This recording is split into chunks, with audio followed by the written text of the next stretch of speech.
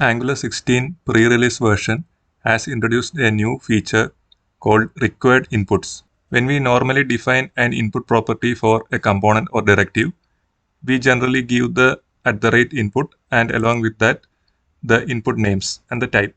So these inputs are optional, and even if we don't pass these input values from the place where we consume the component, no error is thrown. So in this scenario, the child component has a width and height. So based on that, the child component will render a division.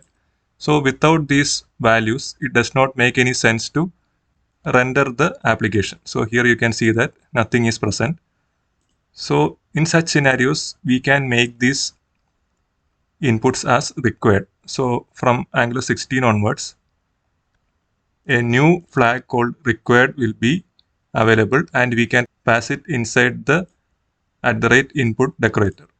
So once we set this, what happens is that an error is thrown at build time, and it shows that this particular component has not provided the required inputs. And once we provide that within the consuming component,